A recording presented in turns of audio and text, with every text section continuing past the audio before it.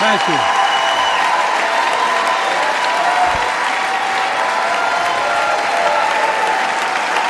Jill.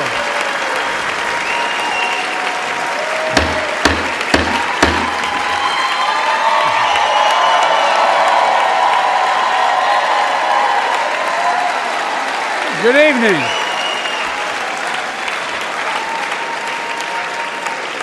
Good evening. If I were smart, I'd go home now.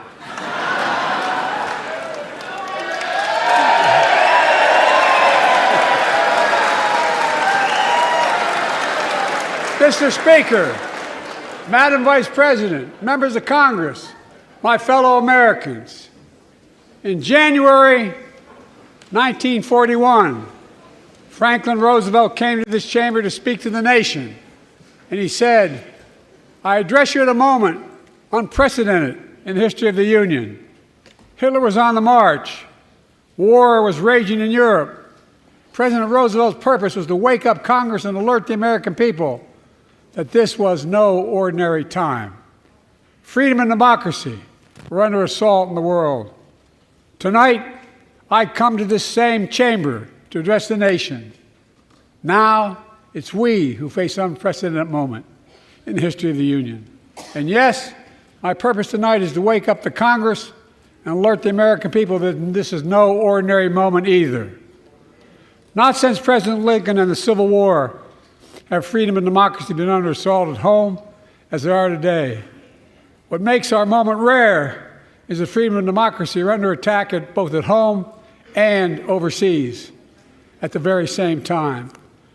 Overseas, Putin of Russia is on the march, invading Ukraine and sowing chaos throughout Europe and beyond.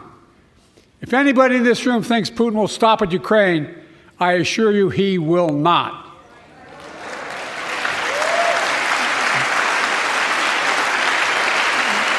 But Ukraine can stop Putin. Ukraine can stop Putin if we stand with Ukraine and provide the weapons that it needs to defend itself.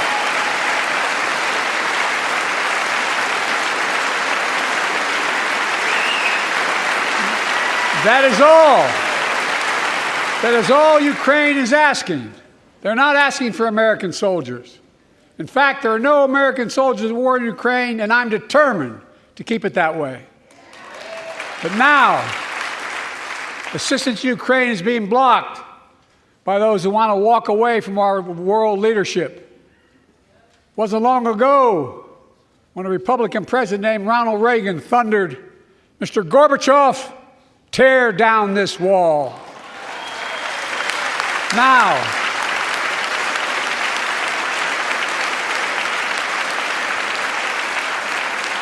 my predecessor, a former Republican president, tells Putin, quote, "Do whatever the hell you want."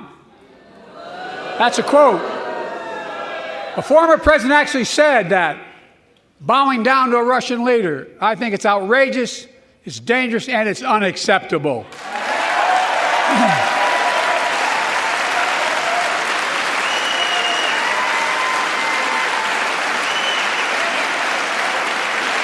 America is a founding member of NATO, the military alliance of democratic nations created after World War II to prevent war and keep the peace.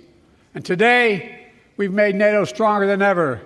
We welcomed Finland to the alliance last year.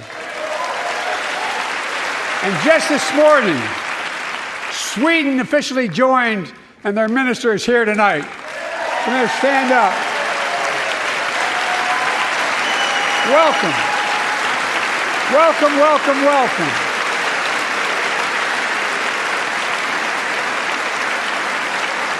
And they know how to fight.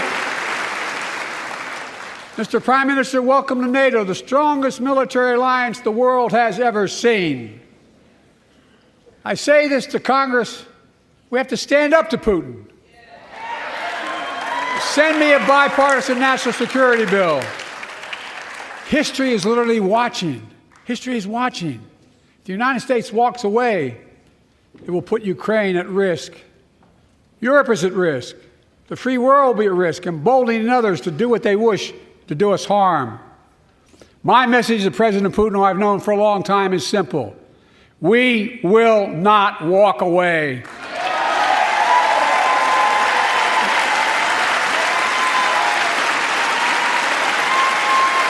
We will not bow down.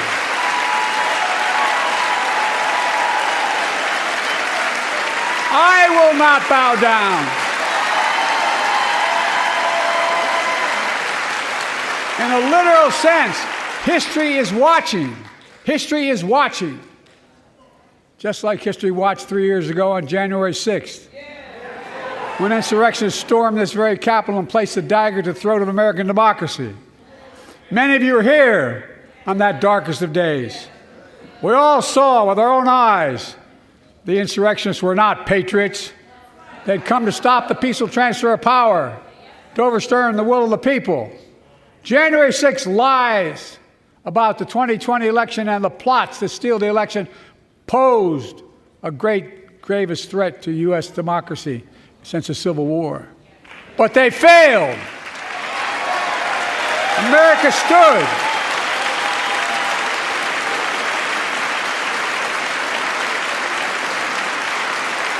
America stood strong, and democracy prevailed.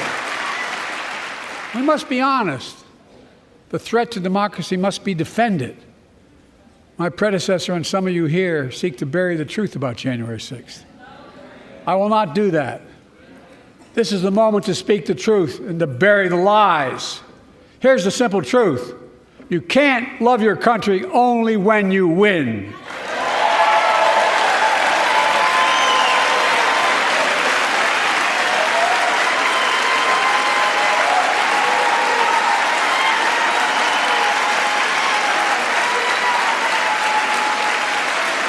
As I've done ever since being elected to office, I ask all of you, without regard to party, to join together and defend democracy. Remember your oath of office of defending against all threats, foreign and domestic.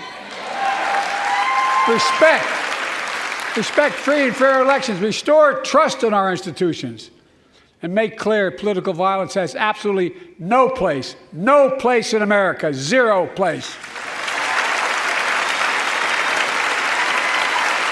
Again, it's not hyperbole to suggest history is watching. We're watching. Your children and grandchildren will read about this day and what we do. History is watching another assault on freedom. Joining us tonight is Latoya Beasley, a social worker from Birmingham, Alabama. 14 months ago, she and her husband welcomed a baby girl thanks to the miracle of IVF. She scheduled treatments to have that second child, but the Alabama Supreme Court shut down IVF treatments across the state, unleashed by a Supreme Court decision overturning Roe v. Wade. She was told her dream would have to wait. What her family had got through should never have happened. Unless Congress acts, it could happen again. So tonight, let's stand up for families like hers. To my friends across the aisle, don't keep this waiting any longer. Guarantee the right to AVF. Guarantee it nationwide.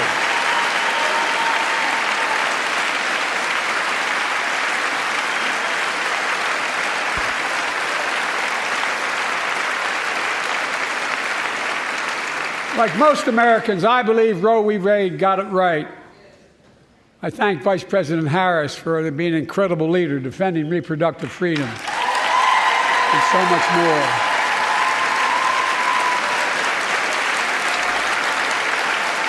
Thank you. My predecessor came to office determined to see Roe v. Wade overturned. He's the reason it was overturned, and he brags about it. Look at the chaos that has resulted. Joining us tonight is Kate Cox, the wife and mother from Dallas. She's become pregnant again and had a fetus of a fatal condition. Her doctor told Kate that her own life and her ability to have children in the future were at risk if she didn't act. Because Texas law banned her ability to act, Kate and her husband had to leave the state to get what she needed. What her family got through should have never happened as well, but it's happening in too many others. There are state laws banning the freedom to choose, criminalizing doctors, forcing survivors of rape and incest to leave their states to get the treatment they need. Many of you in this chamber and my predecessor are promising to pass a national ban on reproductive freedom. My God, what freedom else would you take away? Look, it's a decision to overturn Roe v. Wade. The Supreme Court majority wrote the following, and with all due respect, justices, women are not without electoral power. Electoral or political power. You're about to realize just how much you're right about that.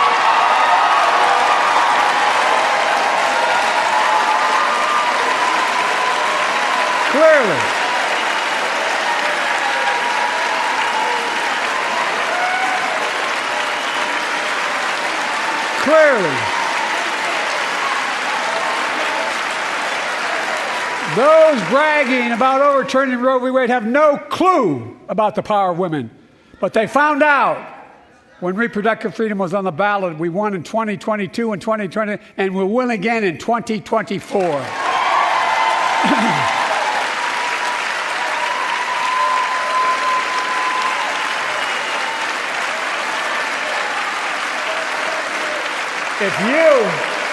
If you, the American people, send me a Congress that supports the right to choose, I promise you, I'll restore Roe v. Wade as the law of the land again.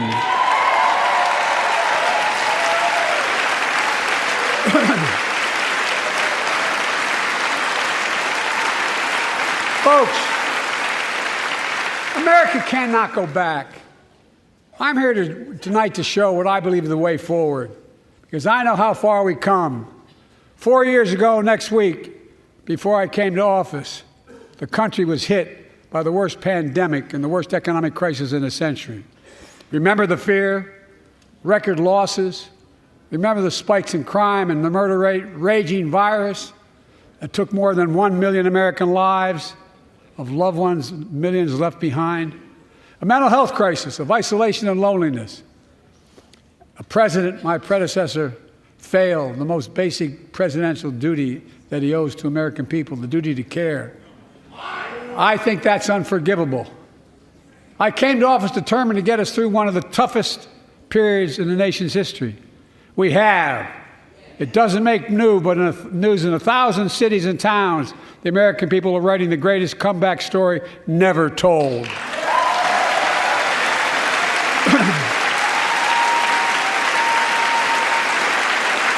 So let's tell the story here. Tell it here and now. America's comeback is building the future of American possibilities, building an economy from the middle out and the bottom up, not the top down, investing in all America, in all Americans, to make sure everyone has a fair shot, and we leave no one behind. The pandemic no longer controls our lives. The vaccines that saved us from COVID are now being used to beat cancer, turning setback into comeback. That's what America does. That's what America does.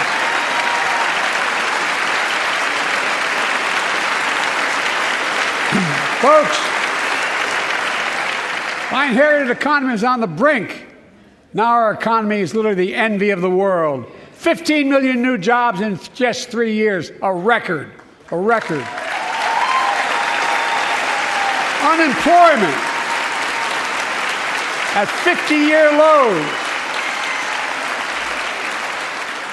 A record 16 million Americans are starting small businesses, and each one is a literal act of hope. With historic job growth and small business growth for Black and Hispanics and Asian Americans, 800,000 new manufacturing jobs in America and counting. Where is it written we can't be the manufacturing capital of the world? We are, we will. More people have health insurance today. More people have health insurance today than ever before. The racial wealth gap is as small as it's been in 20 years. Wages keep going up, inflation keeps coming down. Inflation has dropped from 9% to 3%, the lowest in the world and tending lower.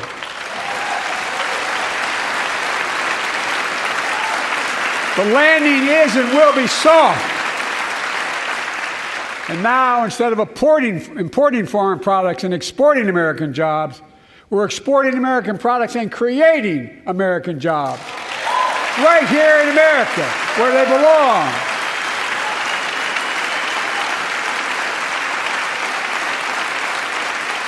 And it takes time, but the American people are beginning to feel it. Consumer studies show consumer confidence is soaring. Buy America has been the law of the land since the 1930s. Past administrations, including my predecessor, including some Democrats as well in the past, failed to buy American. Not anymore. On my watch, federal projects that you fund, like helping build American roads, bridges, and highways, will be made with American products and built by American workers.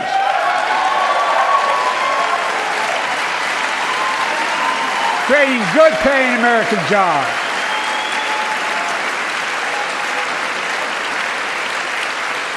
And thanks to our CHIPS and Science Act, the United States is investing more in research and development than ever before. During the pandemic, a shortage of semiconductors, chips, that drove up the price of everything from cell phones to automobiles. And by the way, we invented those chips right here in America. Well, instead of having to import them, private companies are now investing billions of dollars to build new chip factories here in America, creating tens of thousands of jobs. Many of those jobs paying $100,000 a year and don't require a college degree.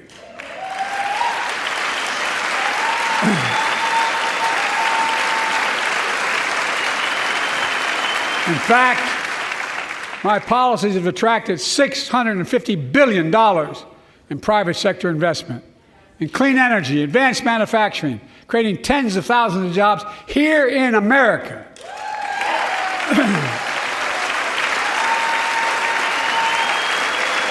And thanks to our bipartisan infrastructure law, 46,000 new projects have been announced all across your communities. And by the way, I noticed some of you strongly voted against it, or they're cheering on that money coming in. I like it. I'm with you. I'm with you. If any of you don't want that money in your district, just let me know. Modernize our roads and bridges, ports and airports, public transit systems. Removing poisonous lead pipes so every child can drink clean water without risk of brain damage.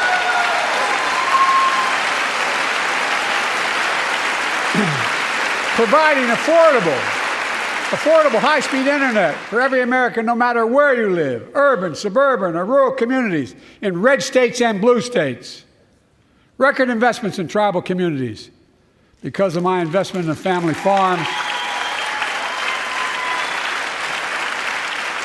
because I invested in family farms led by my Secretary of Agriculture, who knows more about this than anybody I know, we're better able to stay in the family for those farms and their children and grandchildren won't have to leave home to make a living.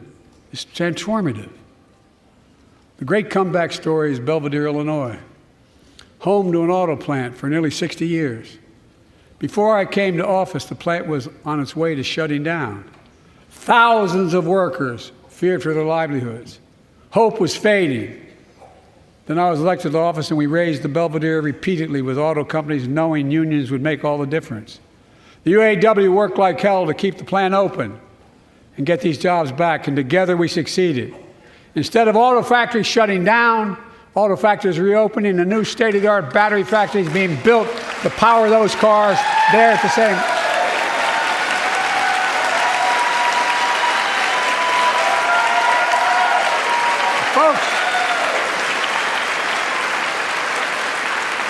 The folks of Belvedere, I say, instead of your town being left behind, your community is moving forward again. Because instead of watching auto jobs in the future go overseas, 4,000 union jobs with higher wages are building the future in Belvedere right here in America.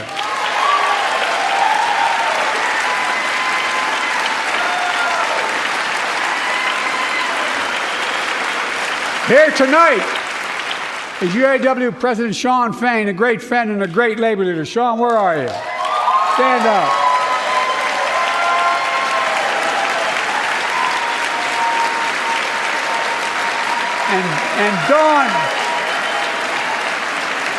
And Dawn Sims, a third-generation worker, UAW worker at Belvedere. Sean, I was proud to be the first president to stand on the picket line, and today, Dawn has a good job in her hometown, providing stability for her family and pride and dignity as well. Showing once again, Wall Street didn't build America. They're not bad guys. They didn't build it, though. The middle class built the country, and unions built the middle class.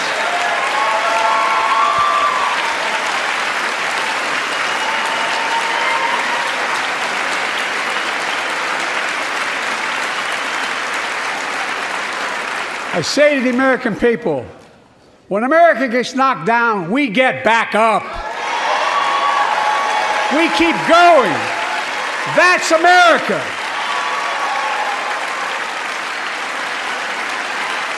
That's you, the American people. It's because of you America's coming back. It's because of you our future is brighter. It's because of you that tonight we can proudly say the state of our union is strong and getting stronger.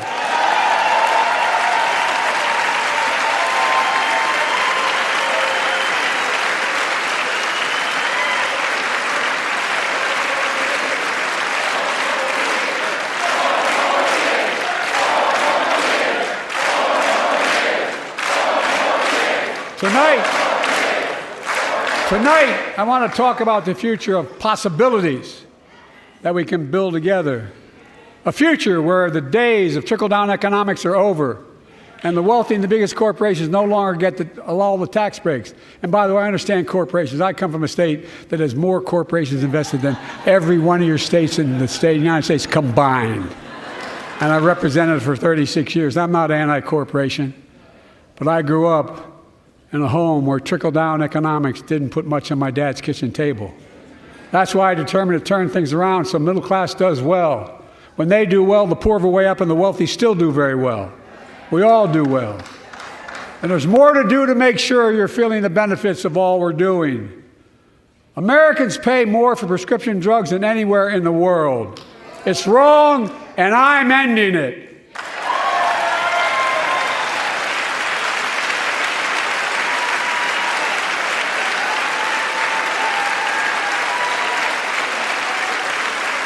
With a law that I proposed and signed, not one of you Republican buddies voted for it.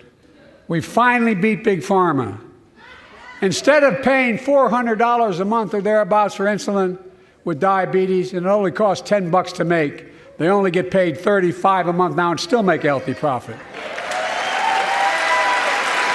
And but what to do next? I want to cap the cost of insulin at $35 a month for every American who needs it. Everyone.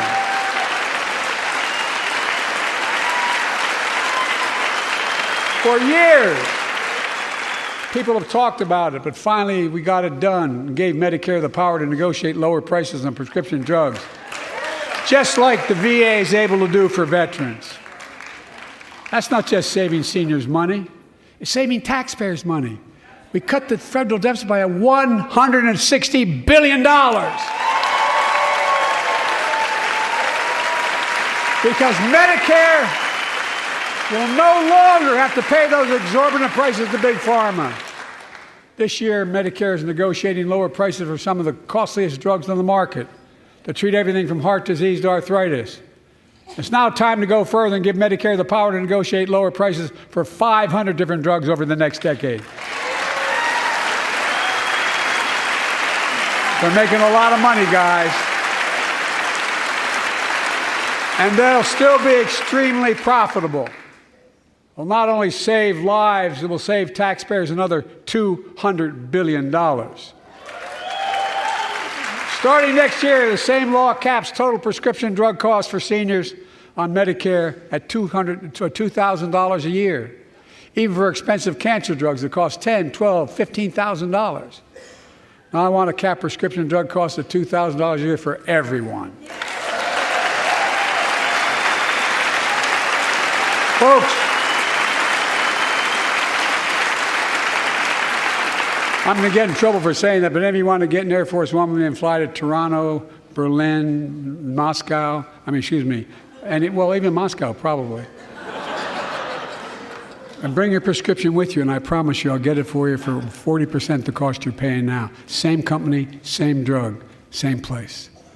Folks, the Affordable Care Act, the old Obamacare, it's still a very big deal.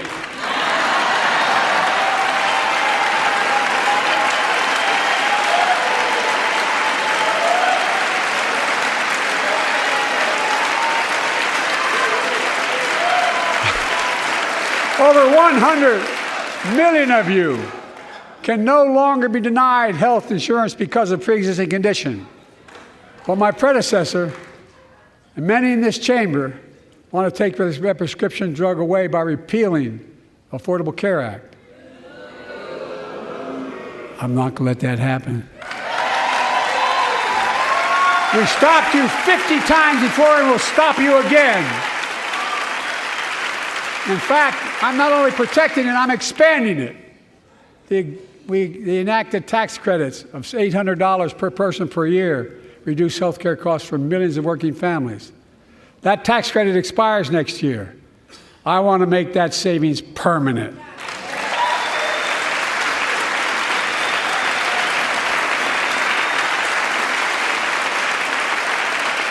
To state the obvious, women are more than half our population. But research on women's health has always been underfunded. That's why we're launching the first ever White House initiative on women's health research, led by Jill, doing an incredible job as First Lady.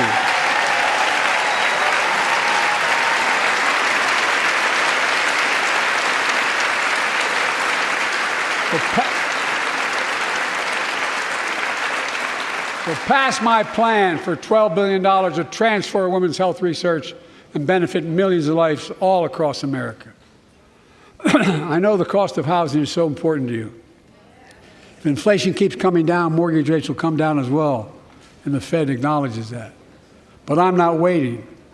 I want to provide an annual tax credit that will give Americans $400 a month for the next 2 years as mortgage rates come down, to put toward their mortgages when they buy their first home or trade up for a little more space. Just for 2 years.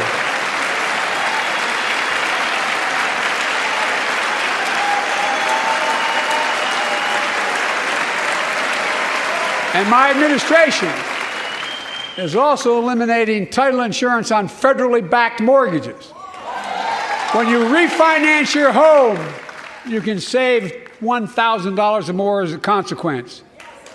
For millions of renters, we're cracking down on big landlords who use antitrust law, who break antitrust laws by price fixing and driving up rents.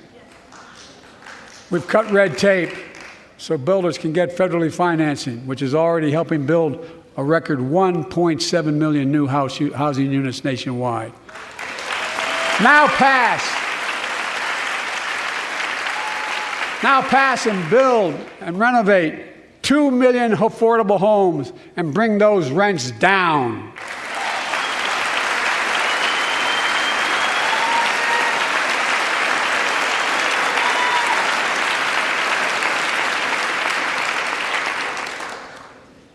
To remain the strongest economy in the world, we need to have the best education system in the world.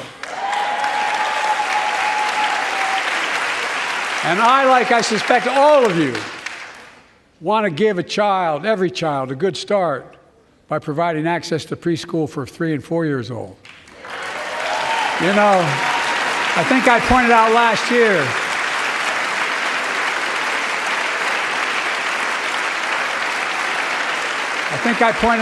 year, that children coming from broken homes where there's no books, they're not read to, not spoken to very often, start school, kindergarten, or first grade, having heard 1 million fewer words spoken. Well, studies show that children who go to preschool are nearly 50% more likely to finish high school, go on to earn a 2- and 4-year degree, no matter what their background is.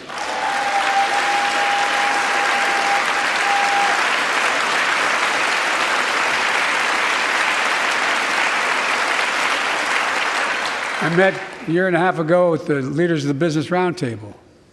They were mad that they were angry. I think, well, they were discussing why I wanted to spend money on education. I pointed out to them as vice president, I met with over I think it was 182 of those folks. Don't hold me to the exact number. And I asked them what they need most, the CEOs. And you've had the same experience on both sides of the aisle. They say a better educated workforce, right? So I looked at them and I say, I come from Delaware. DuPont used to be the 8th largest corporation in the world. And every new enterprise they bought, they educated the workforce to that enterprise. But none of you do that anymore. Why are you angry with me providing you the opportunity for the best educated workforce in the world? And they all looked at me and said, I think you're right. I want to expand high-quality tutoring and summer learning to see that every child learns to read by 3rd grade.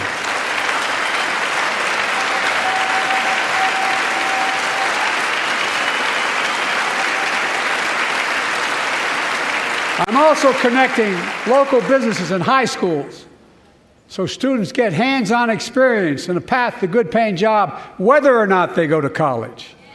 And I want to make sure the college is more affordable. Let's continue increasing the Pell Grants to working and middle-class families and increase record investments in HBCUs and minority-serving institutions, including Hispanic institutions.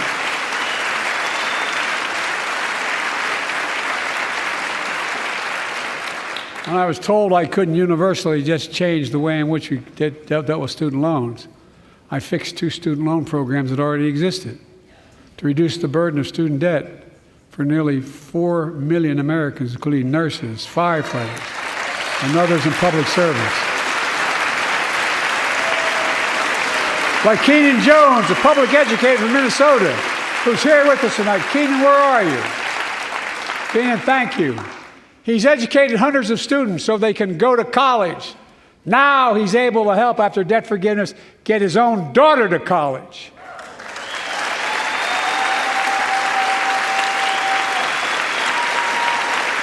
And folks, look, such relief is good for the economy because folks are now able to buy a home, start a business, start a family. While we're at it, I want to give public school teachers a raise.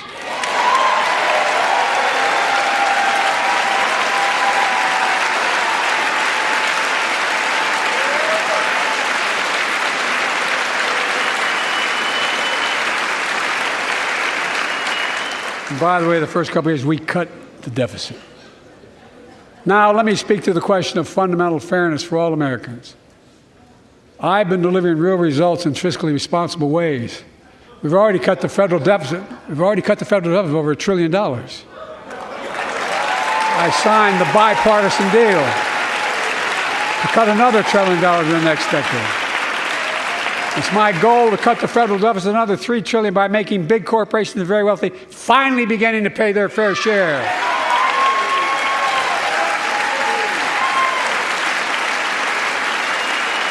Look,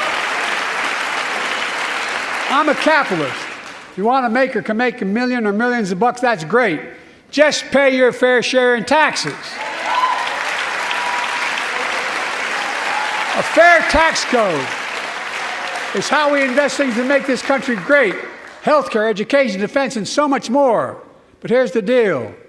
The last administration enacted a $2 trillion tax cut, overwhelmingly benefit the top 1%, the very wealthy and the biggest corporations, and exploded the federal deficit. They added more to the national debt than any presidential term in American history. Check the numbers. Folks at home, does anybody really think the tax code is fair? Do you really think the wealthy and big corporations need another $2 trillion tax break? I sure don't. I'm going to keep fighting like hell to make it fair. Under my plan, nobody earning less than $400,000 a year will pay an additional penny in federal taxes. Nobody, not one penny. And they haven't yet. In fact, The child tax credit I passed during the pandemic cut taxes for millions of working families and cut child poverty in half. Restore that child tax credit. No child should go hungry in this country. The way to make the tax code fair is to make big corporations and the very wealthy begin to pay their fair share. Remember in 2020, 55 of the biggest companies in America made $40 billion and paid zero in federal income tax. Zero. Not anymore. Thanks to the law I wrote and we signed, big companies have to pay a minimum of 15%. But that's still less than working people pay in federal taxes. It's time to raise corporate minimum tax to at least 21%.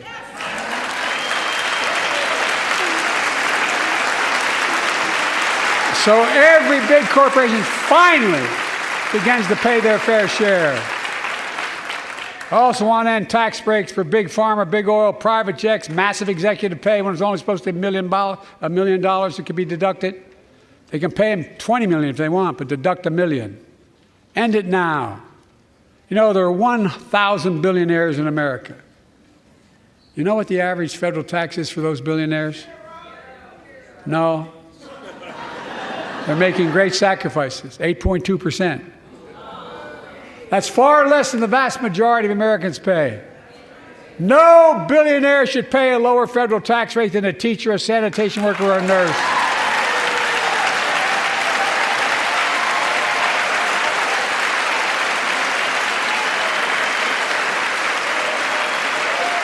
I propose a minimum tax for billionaires of 25%, just 25%. You know what that would raise? That would raise $500 billion over the next 10 years. And imagine what that could do for America. Imagine a future with affordable child care. Millions of families can get what they need to go to work to help grow the economy. Imagine a future with paid leave, because no one should have to choose between working and taking care of their sick family member. Imagine the future of home care and elder care, and people living with disabilities so they can stay in their homes and family caregivers can finally get the pay they deserve. Tonight, let's all agree once again to stand up for seniors. Many of my friends on the other side of the aisle want to put Social Security on the chopping block. If anyone here tries to cut Social Security, Medicare, or raise the retirement age, I will stop you.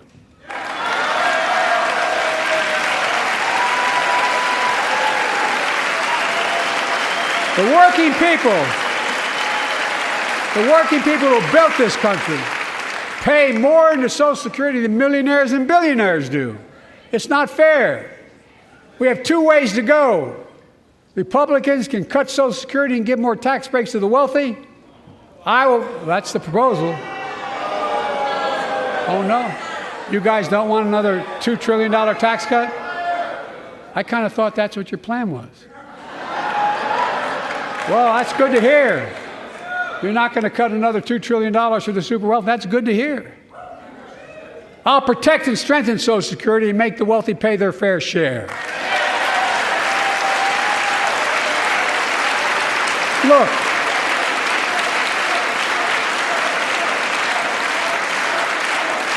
too many corporations raise prices to pad their profits, charging more and more for less and less. That's why we're cracking down on corporations that engage in price gouging and deceptive pricing, from food to health care to housing. In fact, the snack companies think you won't notice if they change the size of the bag and put a hell of a lot fewer, same size bag, put fewer chips in it. No, I'm not joking. It's called shrinkflation. Pass Bobby Casey's bill and stop this. I really mean it.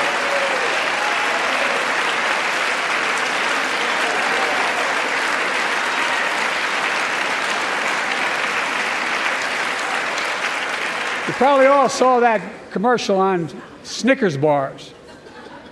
You get charged the same amount, and you got about, 10% fewer Snickers in it. Look, I'm also getting rid of junk fees. Those hidden fees at the end of your bill that are there without your knowledge. My administration announced we're cutting credit card late fees from $32 to $8.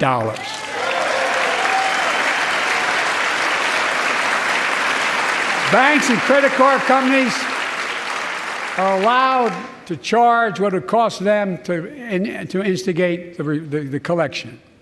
And that's more a hell of a lot like $8 and 30-some dollars. They don't like it. The credit card companies don't like it. But I'm saving American families $20 billion a year with all the junk fees I'm eliminating. Folks at home, that's why the banks are so mad. It's $20 billion in profit. I'm not stopping there. My administration has proposed rules to make cable, travel, utilities, and online ticket sellers tell you the total price up front so there are no surprises. It matters. It matters. And so does this. In November, my team began serious negotiation with a bipartisan group of senators.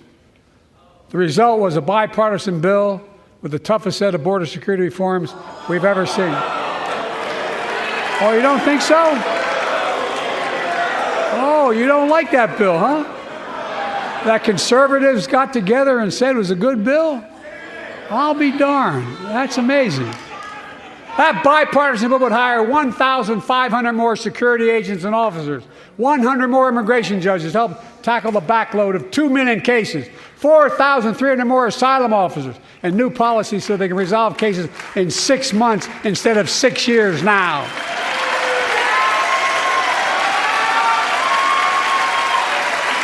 What are you against? 100 more high-tech drug detection machines to significantly increase the ability to screen and stop vehicles smuggling fentanyl into America. That's killing thousands of children. This bill would save lives and bring order to the border. It will also give me and any new president new emergency authority to temporarily shut down the border when the number of migrants at the border is overwhelming. The Border Patrol Union has endorsed this bill. The Federal Chamber of Commerce is, yeah. You're saying low. Look at the facts. I know you know how to read.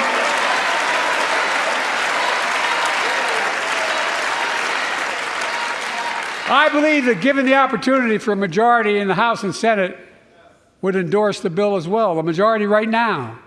But unfortunately, politics has derailed this bill so far. I'm told my predecessor called members of Congress in the Senate to demand they block the bill. He feels political win, he viewed it as a political win for me and a political loser for him. It's not about him, it's not about me. I'd be a winner, not really.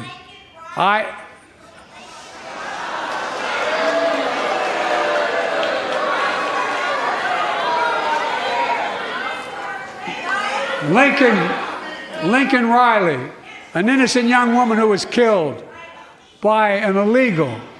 That's right. But how many of the thousands of people being killed by illegals? To her parents, I say, my heart goes out to you, having lost children myself. I understand. But look, if we change the dynamic at the border, people pay these smugglers $8,000 to get across the border because they know if they get by and let into the country, it's 6 to 8 years before they have a hearing. And it's worth taking the chance of the $8,000. But if it's only 6 weeks, the idea is it's highly unlikely that people will pay that money and come all that way knowing that they'll be able to be kicked out quickly. Folks,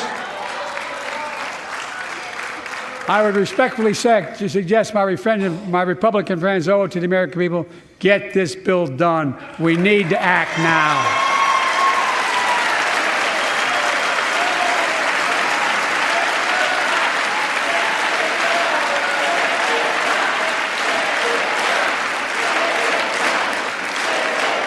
And if my predecessor is watching, instead of paying politics and pressuring members of Congress to block the bill, join me and telling the Congress to pass it. We can do it together, but that's what here's what he will not do. I will not demonize immigrants saying they are poison in the blood of our country. I will not separate families. I will not ban people because of their faith. Unlike my predecessor on my first day in office, I introduced a comprehensive bill to fix our immigration system. Take a look at it. It has all these and more. Secure the border. Provide a pathway to citizenship for dreamers, and so much more. But unlike my predecessor, I know who we are as Americans. We're the only nation in the world with a heart and soul that draws from old and new. Home to Native Americans, whose ancestors have been here for thousands of years. Home to people of from every place on earth. They came freely. Some came in chains. Some came when famine struck, like my ancestral family in Ireland. Some to flee persecution, to chase dreams that are impossible anywhere but here in America. That's America. And we all come from somewhere, but we're all Americans.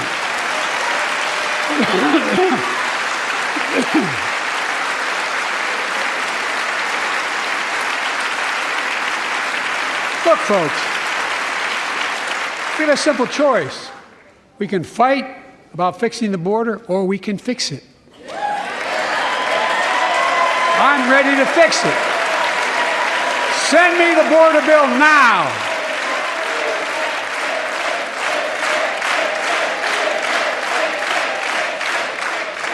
A transformational moment in history happened 59 years ago today in Selma, Alabama.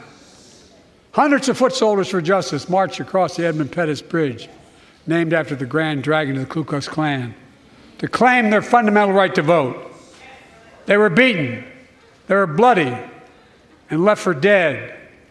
Our late friend and former colleague, John Lewis, was on that march. We miss him.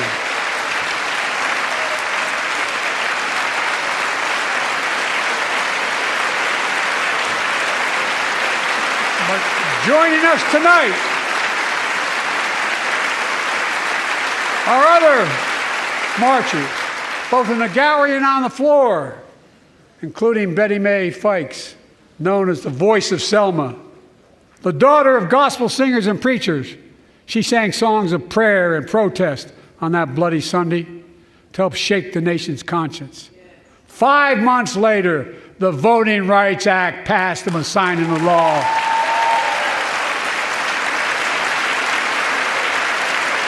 Thank you. Thank you, thank you, thank you.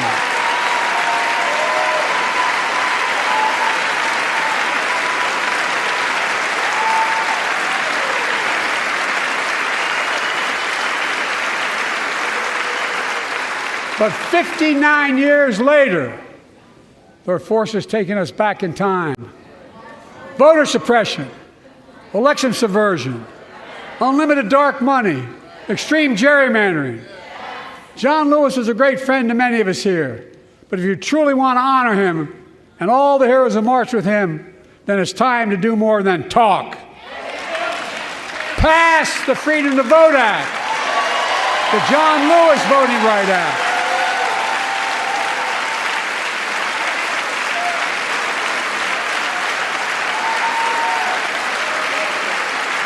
And stop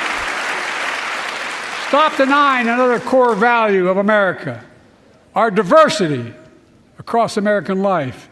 Banning books, it's wrong. Instead of erasing history, let's make history. I want to protect fundamental rights. Pass the Equality Act.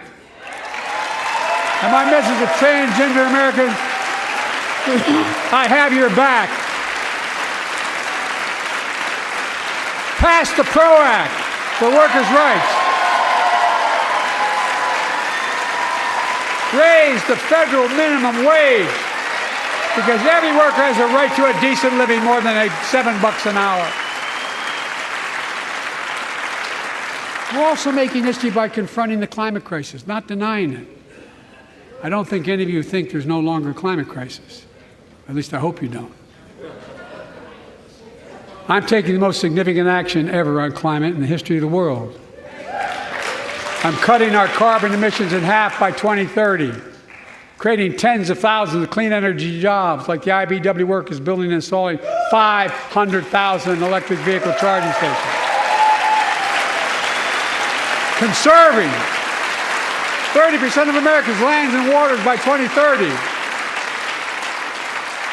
And taking action on environmental justice fence line communities smothered by the legacy of pollution.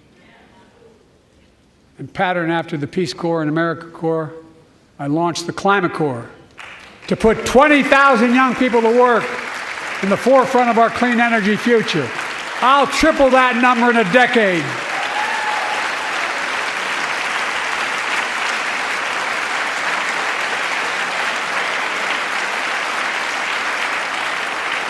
To state the obvious, all Americans deserve the freedom to be safe.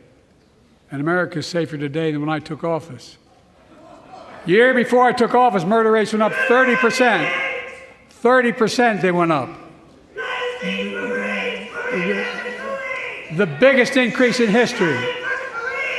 It was then, through my American Rescue Plan, which every American voted against, I might add, we made the largest investment in public safety ever. Last year, the murder rate saw the sharpest decrease in history. Violent crime fell to one of its lowest levels in more than 50 years. But we have more to do. We have to help cities invest in more community police officers, more mental health workers, more community violence intervention. Give communities the tool to crack down on gun crime, retail crime, and carjacking. Keep building trust, as I've been doing by taking executive action on police reform and calling for it to be the law of the land. Directing my cabinet to review the federal classification of marijuana and expunging thousands of convictions for the mere possession, because no one should be jailed for simply using or have it on their record. Take on crimes of domestic violence. I'm ramping up the Federal Enforcement of the Violence Against Women Act that I proudly wrote when I was a senator, so we can finally end the scourge against women in America.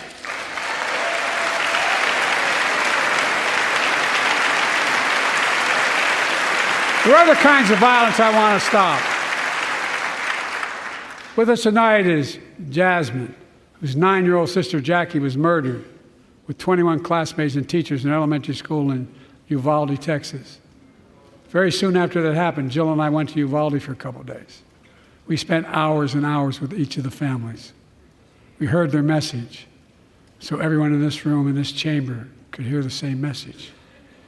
The constant refrain, and I was there for hours meeting with every family. They said, do something. Do something.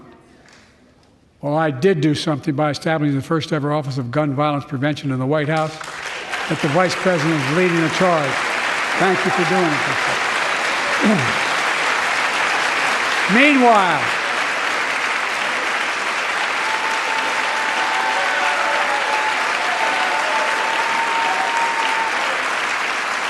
Meanwhile, my predecessor told the NRA he's proud he did nothing on guns when he was president. Oh. After another shooting in Iowa recently, he said, when asked what to do about it, he said, just get over it. There's his quote, just get over it. I say, stop it. Stop it, stop it, stop it.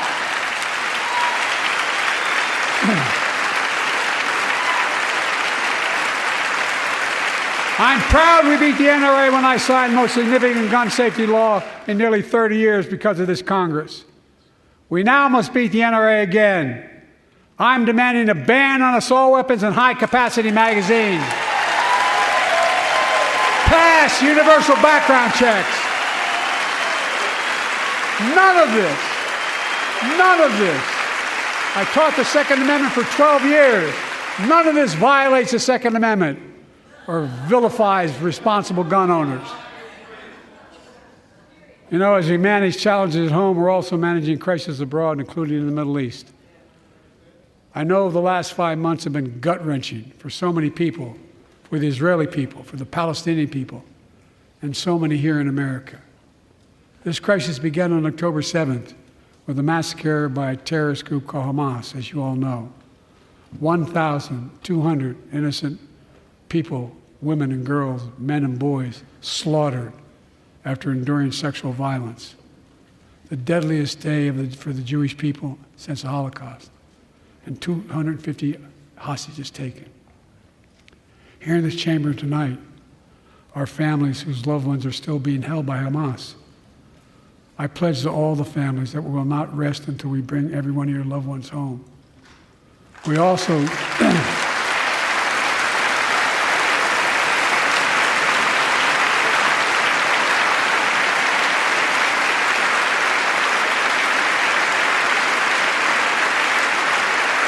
will also work around the clock to bring home Evan and Paul, Americans being unjustly detained by the Russians and others around the world. Israel has the right to go after Hamas. Hamas ended this conflict by releasing hostages, laying down arms, could end it by releasing the hostages, laying down arms, and surrendering those responsible for October 7th.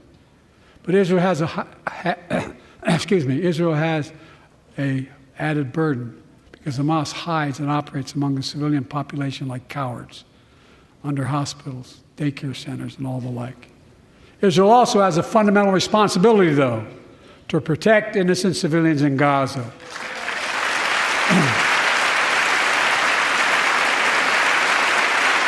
This war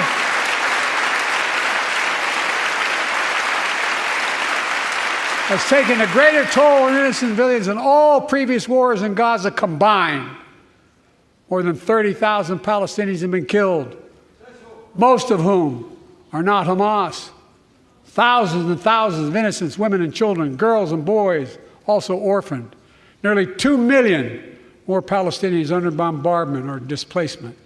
Homes destroyed, neighborhoods in rubble, cities in ruin. Families without food, water, medicine. It's heartbreaking. I've been working nonstop to establish an immediate ceasefire that would last for 6 weeks to get all the prisoners released, all the hostages released, to get the hostages home and ease the intolerable and humanitarian crisis and build toward an enduring, something more enduring. The United States has been leading international efforts to get more humanitarian assistance to Gaza. Tonight, I'm directing the U.S. military to lead an emergency mission to establish a temporary pier in the Mediterranean on the coast of Gaza that can receive large shipments carrying food, water, medicine, and temporary shelters. No U.S. boots will be on the ground. A temporary pier will enable a massive increase in the amount of humanitarian assistance getting into Gaza every day.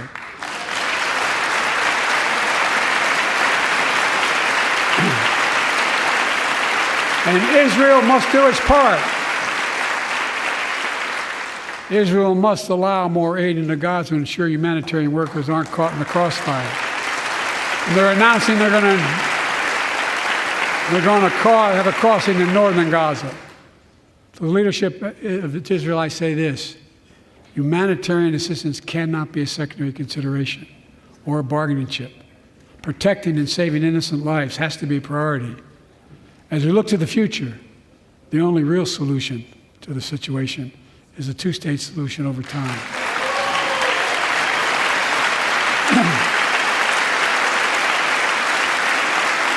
And I say this as a lifelong supporter of Israel. My entire career, no one has a stronger record with Israel than I do. I challenge any of you here. I'm the only American president of Israel in wartime. But there is no other path that guarantees Israel's security and democracy. There is no other path that guarantees Palestinians can live in peace with peace and dignity. And there's no other path that guarantees peace between Israel and all of its neighbors, including Saudi Arabia, with whom I'm talking. Creating stability in the Middle East also means containing the threat posed by Iran. That's why I built a coalition of more than a dozen countries to defend international shipping and freedom of navigation in the Red Sea. I've ordered strikes to degrade the Houthi capability and defend U.S. forces in the region. As Commander-in-Chief, I will not hesitate to direct further measures to protect our people and our military personnel.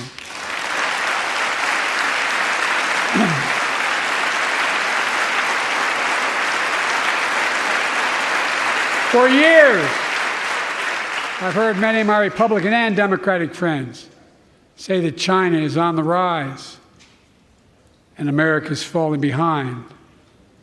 They've got it backwards. I've been saying it for over 4 years, even when I wasn't president. America's rising. We have the best economy in the world. And since I've come to office, our GDP is up, our trade deficit with China is down to the lowest point in over a decade. And we're standing up against China's unfair economic practices. We're standing up for peace and stability across the Taiwan Straits. I've revitalized our partnership and alliance in the Pacific.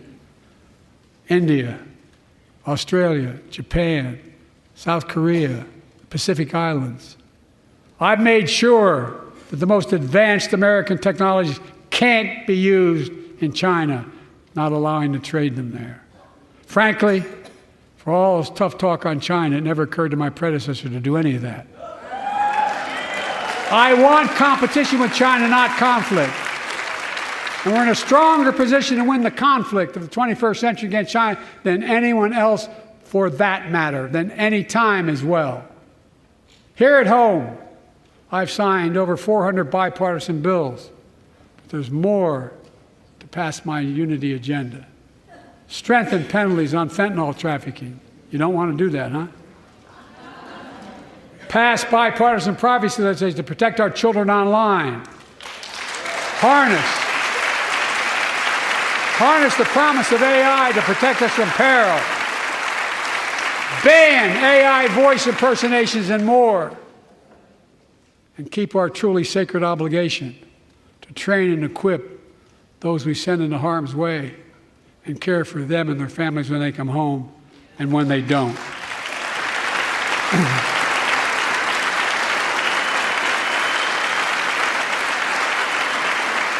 That's why the song Support and Help of Dennis and the VA, I signed the PACT Act. One of the most significant laws ever, helping millions of veterans exposed to toxins who now are battling more than 100 different cancers. Many of them don't come home, but we owe them and their families support. We owe it to ourselves to keep supporting our new health research agency called ARPA-H, and remind us that we can do big things, like end cancer as we know it, and we will.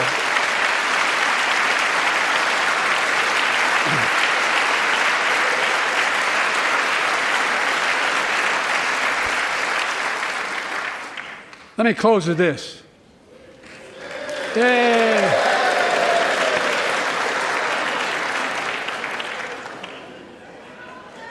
I know you don't want to hear any more, Lindsay, but I got to say a few more things. I know it may not look like it, but I've been around a while. When you get to be my age, certain things become clearer than ever. I know the American story.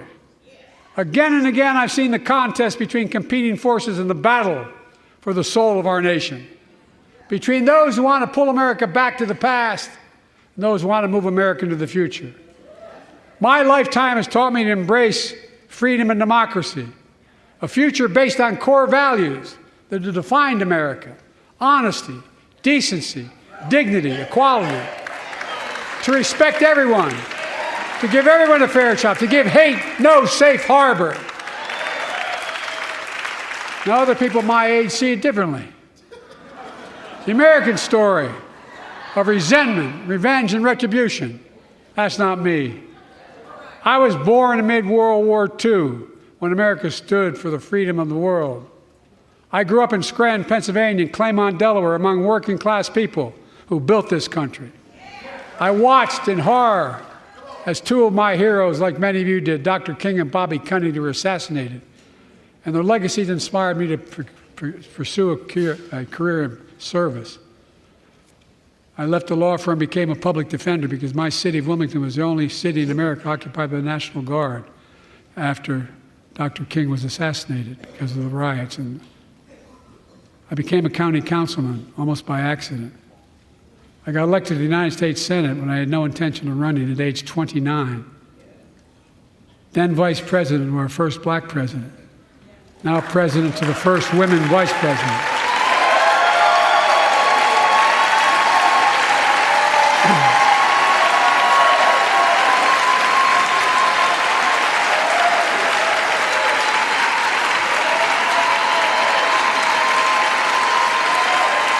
In my career, I've been told I was too young. By the way, they didn't let me on the Senate elevators for votes sometimes. Not a joke. And I've been told I'm too old. Whether young or old, I've always known what endures. I've known our North Star. The very idea of America is that we're all created equal and deserves to be treated equally throughout our lives. We've never fully lived up to that idea, but we've never walked away from it either. And I won't walk away from it now. I'm optimistic. I really am. I'm optimistic, Nancy.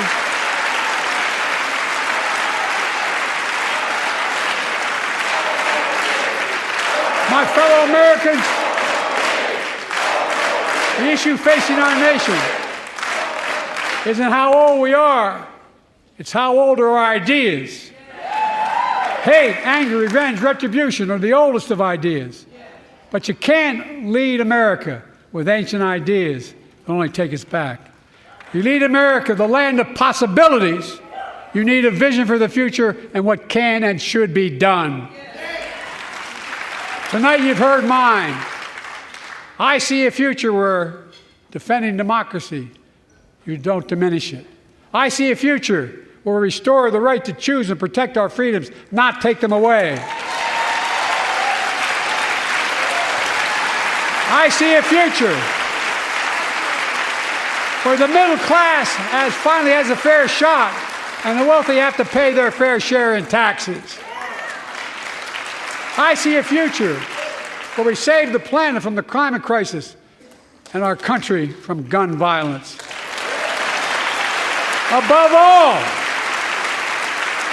I see a future for all Americans.